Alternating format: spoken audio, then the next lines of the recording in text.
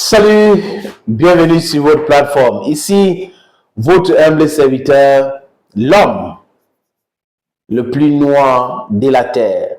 Les amis, si vous voulez nous soutenir, c'est facile. 6 77 51 35 76 ou le 6 96 17 60 34.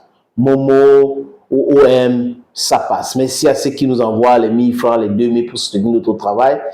Parce que nous ne sommes pas monétisés. Donc, c'est grâce à vous aussi qu'on continue de maintenir cette cap, de continuer de faire les podcasts et de continuer d'animer ces différentes plateformes. Merci beaucoup encore, les amis. Monsieur Trump a reçu le message. Le message est clair. Le message est clair, les amis. Les Iraniens ont la capacité à faire la guerre même pendant 10 ans. Les gars qui ont résisté en 1980 contre une coalition des Otaniens, la France envoyait les armes à Saddam Hussein. Les Américains envoyaient les armes. Les pays du Golfe soutenaient Saddam Hussein. Les pays européens soutenaient Saddam Hussein pour faire une guerre illégale que les Iraniens n'ont pas occasionné. Ils n'ont rien fait, on a commencé à les agresser. Près de 500 000 personnes sont mortes. L'Iran a résisté avec l'aide de la Russie à l'époque, pendant 8 ans, sans avoir la capacité personnelle, réelle, de pouvoir faire face. Aujourd'hui, les Iraniens sont passés à un autre cap, un autre niveau, une autre dimension. Les Iraniens fabriquent les armes, ils fabriquent les missiles, ils fabriquent les drones. Donc, vous vous engagez à faire une guerre contre un pays comme ça, réfléchissez. Réfléchissez-y, les amis. Donald Trump a eu quelle information? Il a eu l'information comme quoi, quand il avait menacé de détruire les centrales nucléaires, les centrales électriques, désolé, les installations de dessalement d'eau, les installations gazées iraniennes, les ports iraniennes, que les Iraniens étaient déjà prêts, les amis. l'Iran, les Perses. Les gars là, c'est pas la blague. Les Perses, c'est pas la blague, les amis.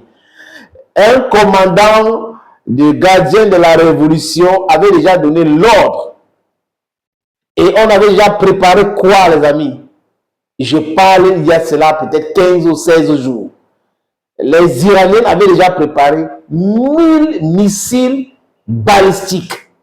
1000 missiles balistiques avec les Khorramshahr 4. Le missile à sous-munition. Que personne ne peut intercepter. Des Oreshnik iraniennes. Et 3000 drones. D'abord la saturation, après la frappe des infrastructures essentielles dans tout le Moyen-Orient. Le Koweït, le Qatar, il y a même la carte des cibles, les Émirats Arabes Unis, les ports de ces pays-là, les infrastructures gazières, les infrastructures pétrolières, les pipelines, et à l'entité aussi, partout, les Iraniens avaient déjà leur carte. Baidu, les Chinois et tout ça, les Russes, voilà, pour répliquer.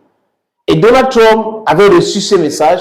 C'est la raison pour laquelle il a baissé d'un cran. Et aux États-Unis même, on commençait à crier sur lui.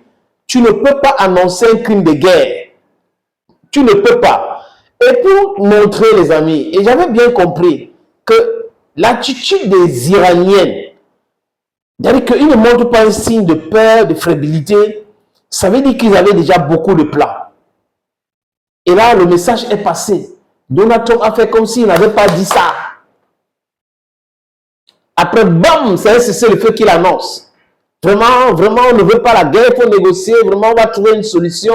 Vraiment, c'est tout. Et après, blocus contre blocus, l'homme qui perd, mais qui veut se passer pour quelqu'un qui a gagné. Voilà la réalité de cette histoire, chers amis.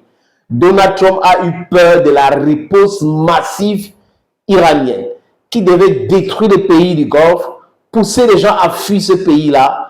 Conséquemment, les Américains devaient perdre beaucoup d'argent dans cette histoire, beaucoup. Ça devait faire chuter l'économie américaine une fois Et Donald Trump donc a eu peur. J'ai dit quoi, les amis? 1000 missiles balistiques. 1000. Avec 3000 drones kamikazes. Non. Les Américains n'étaient pas prêts pour ça. Donald Trump, ses généraux, ont dit qu'on n'est pas prêt pour ça. Il ne faut pas aller là où tu es en train de partir là. Parce que les gars là, ils nous ont déjà démontré que quand ils disent quelque chose, ils font cela, ils ne bluffent pas. Les Iraniens ne sont pas dans la propagande. Ils font les vidéos pour se moquer, d'accord, comme tout le monde. Mais quand ils disent qu'ils vont faire quelque chose, ils font exactement ce qu'ils ont dit qu'ils vont faire. Les gars sortent de l'école de guerre russe. C'est le pragmatisme qui prime sur le bavardage sur les réseaux sociaux, sur les tweets du président, sur tout ce qu'on peut dire. Ils sont cohérents et c'est cette cohérence-là qui a mis KO Donald Trump, qui a mis KO Pete Hegseth. Vous avez constaté que le ministre de la guerre de Donald Trump, Pete Hegseth, il ne parle plus beaucoup, non? Il ne vocifère pas. C'est fini, il ne parle plus beaucoup. Times and things are hard. I don't go me.